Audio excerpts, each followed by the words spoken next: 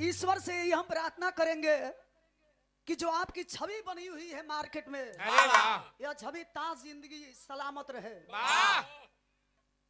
और रिश्ता के नाते, एक नाते से आपके जोन बा स्वागत बा, और दूसरे तरफ से दूसरे नाते से रंगमंच की ओर से देवर जी के शुभ आशीर्वाद।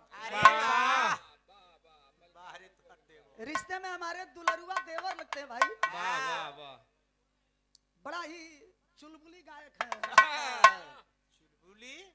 बड़ा सुंदर वंदना धुन तरज के आनंद, बड़ा सुंदर सुंदर बात भी आप लोग सुननी। अब आई सीधे आप सबके माई की तरफ लेके चलो तनी, जौना माई के बीड़ा से एक अलग राग निकलेला। मई हर वाली माता से, विंध्याचली भवानी से, तारा चलने मैया से, दुबौली के महाकाली से ना, आज जो माई के आवाहन बा, जौन माई ए दुनिया में हमनी के आप लोग के जन्म दिली और समाज के बीच में हमनी के गावे और बजावे के लायक बनौली। कोनो वंदना के लायक बनाला मास्टर साहब।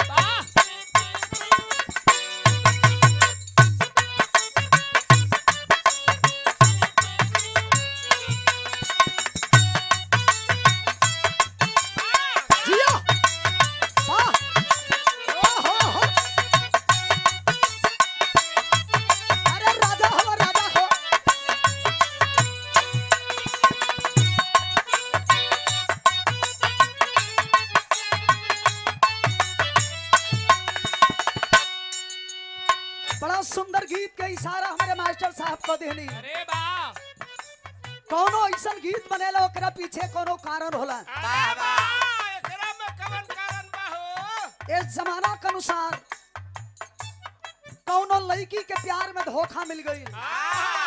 कि लिट्टी पर चोखा मिल गई।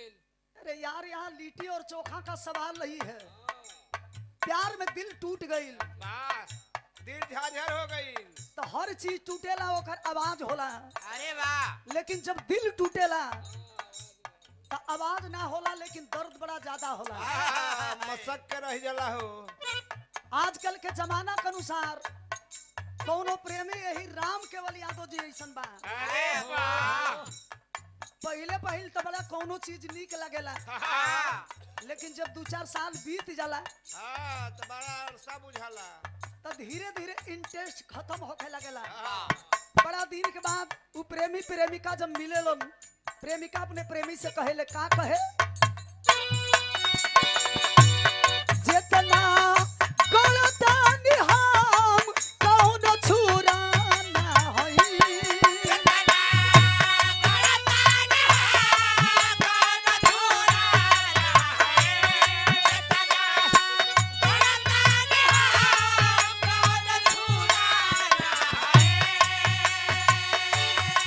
आज तोरे नजर में हम सबसे ज्यादा बुरा लौकतनी, लेकिन याद करो एगो समय रहो हमेशा जान जान कही के बोलावत रहो। तोहरा के दूध भात खियावत रहली। जान जान कहे वाला आज खुद ही हमर जान लेके चल गई। कहत या का कहे, जितना गलतानी हम कौनो छुरा ना होई,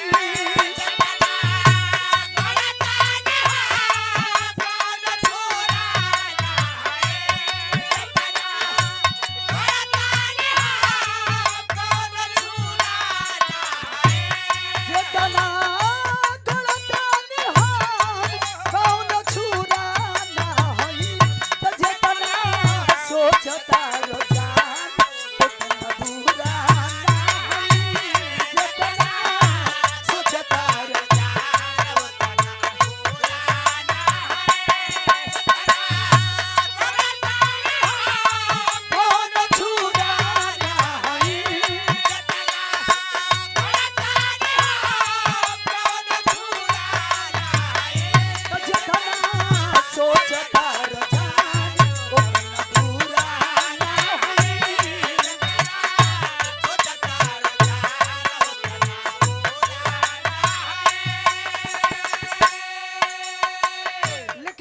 अंदाज में यह बेटी उस माँ से फरियाद कर रही है।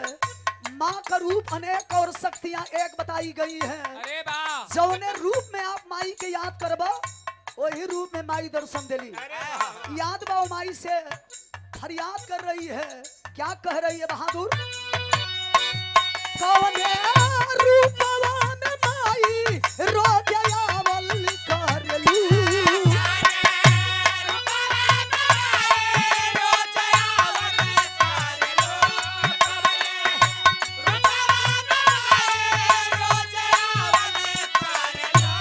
कौने रूपवा में माई रोज आवल करलू।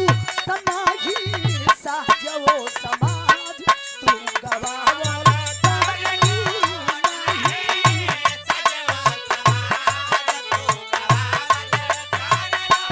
कौने रूपवा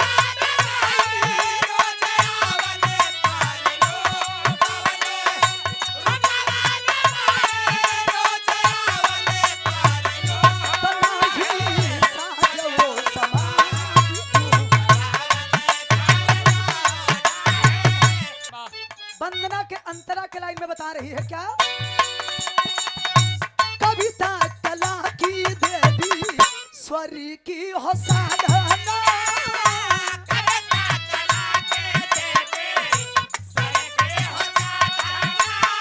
जाओ जाओ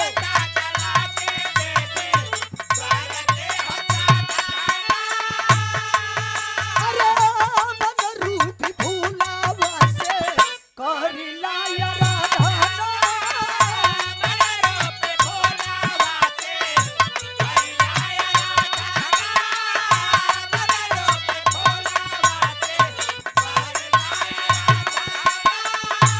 कविता कला की देवी स्वर की हो साधना।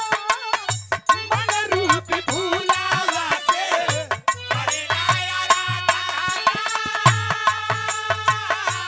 जोहिया भटकिला तयाई के बतावल करलू।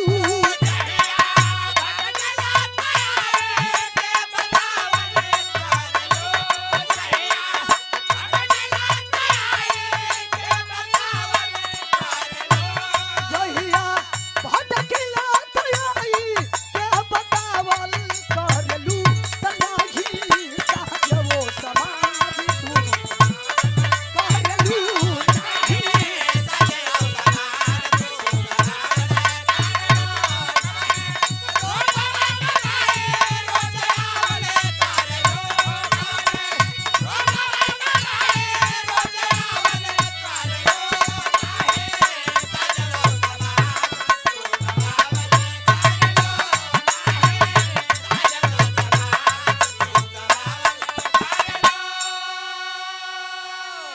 हमरा ना गावे के लूर बा ना ये भैया लोग के बजावे के सहूर बा। वाह पता ना कौने चीज के तोरे बेटी कितना हल्ला हो।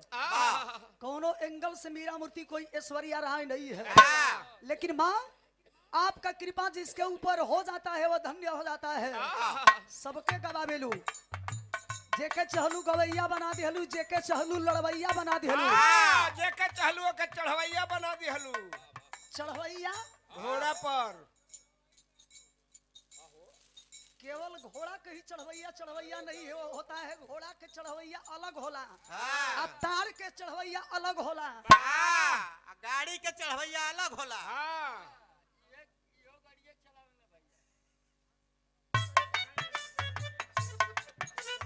वंदना के दूसरी कड़ी में इशारा बा बहादुर।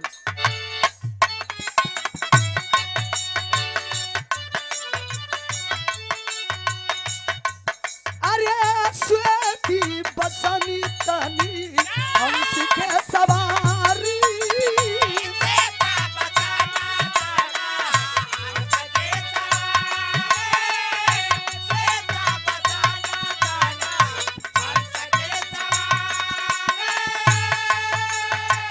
सरगम सजावो यावो मोरी महाजारी।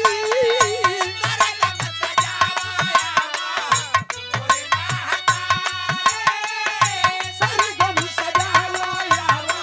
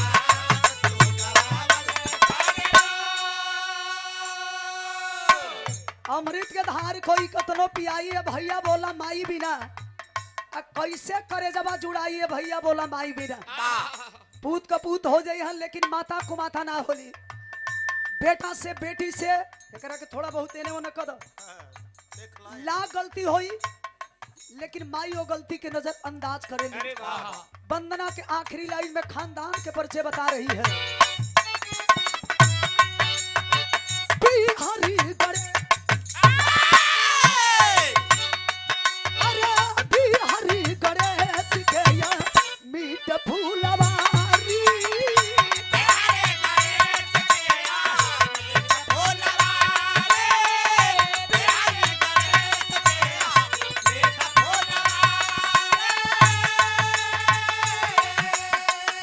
बीड़ा बजा गायावा जग के मतारी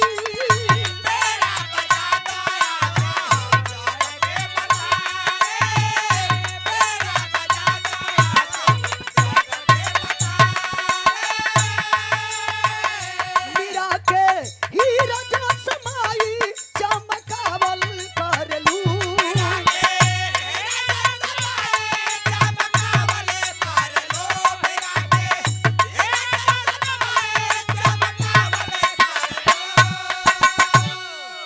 मीरा के हीरा जो समाई चमकावल करलू तो नहीं अरे साज वो समाज तू गवावल करलू नहीं